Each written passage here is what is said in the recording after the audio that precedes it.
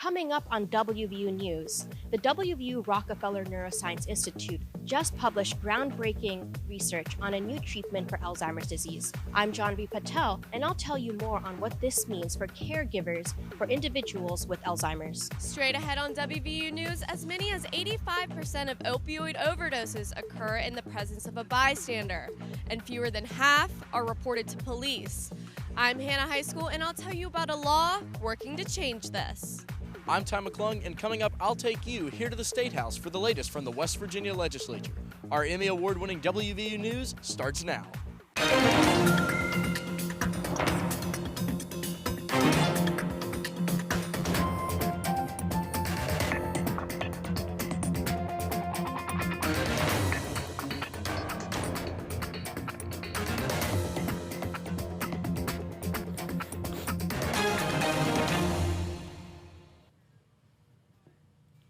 West Virginia ranks highest in the country for opioid overdoses, but a new bill was just signed into law that could help save lives. We'll explain. I'm Catherine Brook. And I'm Claudia DeLima. The WVU Rockefeller Neuroscience Institute is doing groundbreaking work to combat Alzheimer's. These stories and more coming up on WVU News, an Emmy award-winning newscast produced by television journalism students right here at West Virginia University. Catherine, the opioid crisis continues to rage across West Virginia, but the legislature has taken action they think will help the issue. That's right, Claudia. Legislative reporter Ty McClung joins us in the studio to explain. Ty? Thanks, Catherine. Claudia, the bill was signed into law by West Virginia Governor Jim Justice on February 2nd and decriminalizes the possession of drug testing kits. Under previous state code, drug testing strips were considered drug paraphernalia, but lawmakers believe this bipartisan effort will help make a difference in the fight against overdose deaths, especially fentanyl.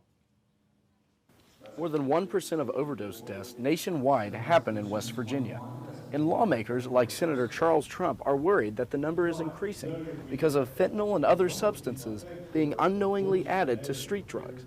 Trump says the legislature is trying to address the issue. We're hearing throughout the state so many accounts of drugs being adulterated with other drugs or other substances, especially right now fentanyl, which is highly lethal and dangerous. Fentanyl is 50 times stronger than heroin and 100 times stronger than morphine.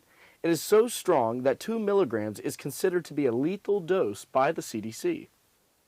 The tests are simple to use. First, take 10 milligrams of any substance and dilute it in water. Then, take your test strip and submerge it in the water for up to 15 seconds. 3 minutes later, you'll be able to tell if you're in the presence of fentanyl or any other drug. The bill makes it clear that these testing kits are legal to possess. Critics say the legislation could increase synthetic drug use. However, many studies refute that, and some students believe it will save lives. People can use these testing kits to make sure that they're not consuming these drugs and to make sure that they're healthy and everything. Trump hopes the change will lead to fewer overdoses. WVU offers free fentanyl test strips for students to pick up at Student Health, no questions asked. But anyone in West Virginia can order free fentanyl test strips. Just go to the link at the bottom of your screen. Catherine, Claudia, back to you.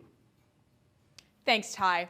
West Virginia implemented the Good Samaritan overdose law in 2015 to combat opioid and alcohol-related overdoses. That's right, Claudia, but many are still unaware of its intentions. Hannah High School reports.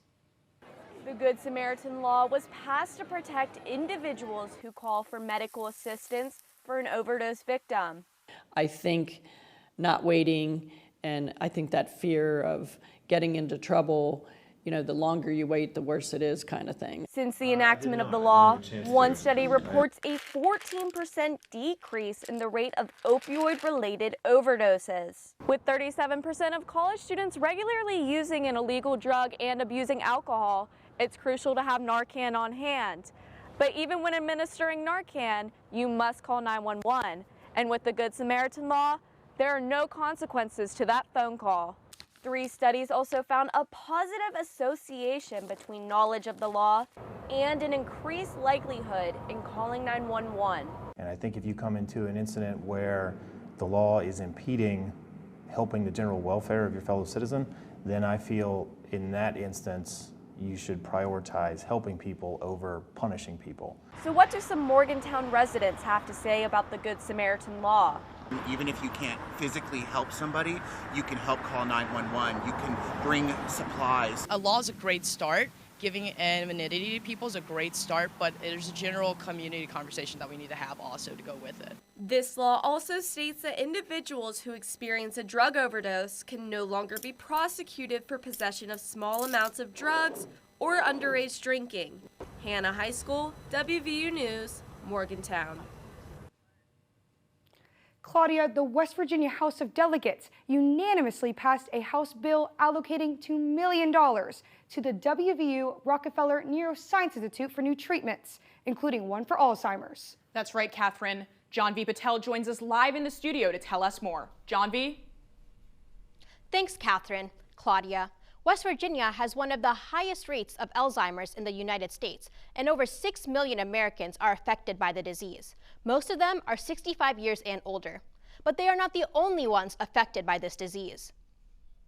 Brittany Murray was a full-time caregiver for her father, who has Alzheimer's disease until recently. Brittany moved her dad to assisted living after finding it hard to work full-time and be a caregiver. I'm the youngest of two girls, so I'm daddy's little girl, and I don't know the last time that he actually wished me a happy birthday. Murray works at the Rockefeller Neuroscience Institute, where a new FDA-approved treatment for patients with mild Alzheimer's utilizes ultrasounds to make the brain more receptive to antibody treatment. It's a proof of concept that it's possible to get higher concentrations of these drugs in safely, at least with 3 subjects. Even though the treatment is in very early stages, it could impact caregivers like Murray down the road. According to the CDC, every year more than 16 million Americans provide upwards of 18 billion hours of unpaid care for family members and friends with Alzheimer's disease and other related dementias. Caregivers are at greater risk of anxiety and depression after caring for both the father and grandmother. Murray says the research is uplifting. It's not going to bring back my grandma. It's not going to help my dad, but hopefully it'll help others. A hopefulness in the face of a disease that often makes you feel, hopeless. The West Virginia Alzheimer's Association holds a support group at RNI on the first Wednesday of the month. Projections show that 37 million people could be afflicted with this disease around the world by 2050. This groundbreaking research was recently highlighted on 60 Minutes. Catherine, Claudia, back to you. Thanks, John V. Coming up, college athletes are cashing in on their name, image, and likeness. That's right, Catherine. That story and more after the break. In spring 2020, at the beginning of the COVID-19 pandemic, 70% of public schools had moved online. And today, homeschooling is now the fastest growing form of education in America. I'm Catherine Brook, and I'll have that story next. Mountaineers know. Really means let's try. Let's create.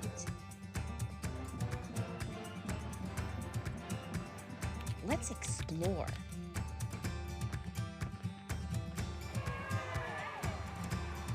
And let's do it all together.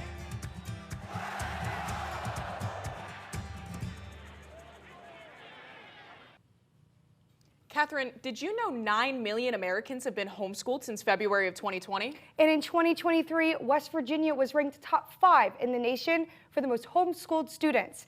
I went to a local homeschooling hub to find out why so many parents are making this choice.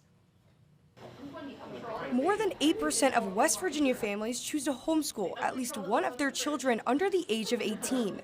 Krista Soderholm made the decision nearly a decade ago as her daughter was entering kindergarten. She was already reading and stuff, and I was just not sure that kindergarten would be a good fit for her. And so we decided to try homeschooling, and we just decided to try it for a year. And since she was going to be homeschooled, we figured, well, we might as well homeschool my son, and then we liked it, and so we have kept doing it. Homeschooling is often linked to higher rates of academic achievement, as well as higher career achievement after graduation.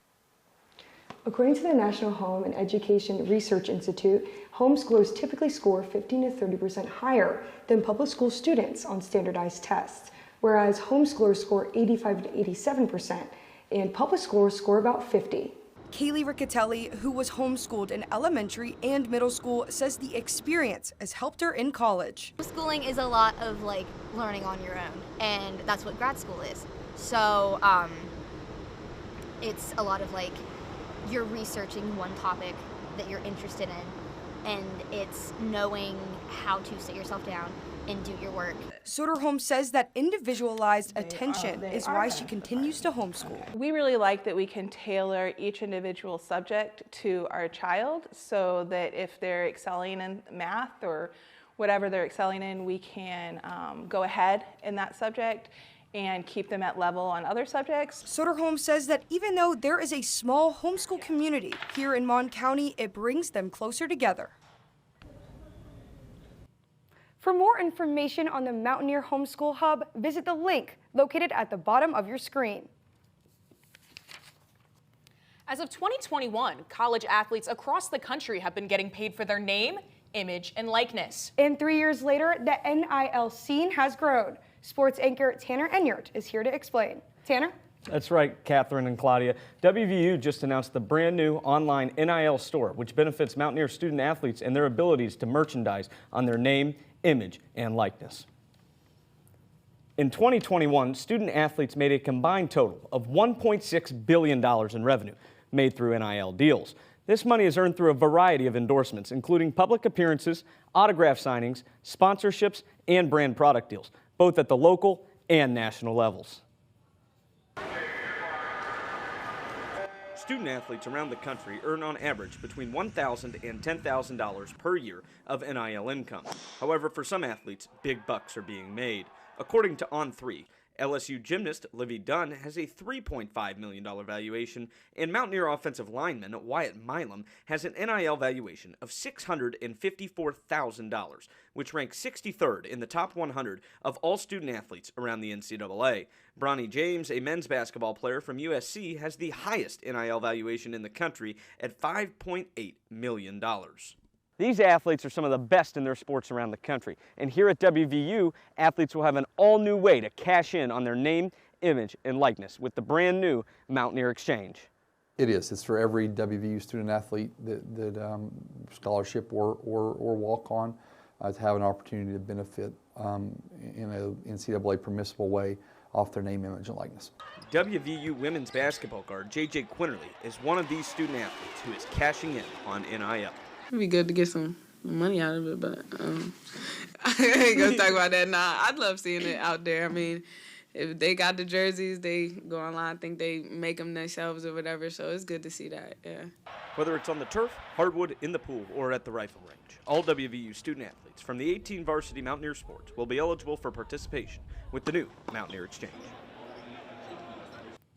The NIL store has partnered with Country Roads Trust, further extending earning opportunities for Mountaineer student athletes. And here's an interesting fact. There's no cap on how much college athletes can earn.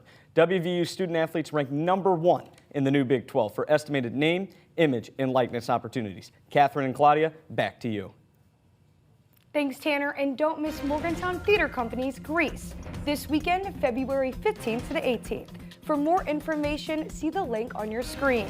Well, that's going to do it for this week's edition of WVU News. I'm Catherine Brook. And I'm Claudia DeLima. You can visit us online on our website, watch our shows on YouTube, and statewide on West Virginia Public Broadcasting on Sundays at 6:30 p.m. We also stream on HD Media's website and on demand KDKA's TV's website. Thanks for watching. We'll see you next time.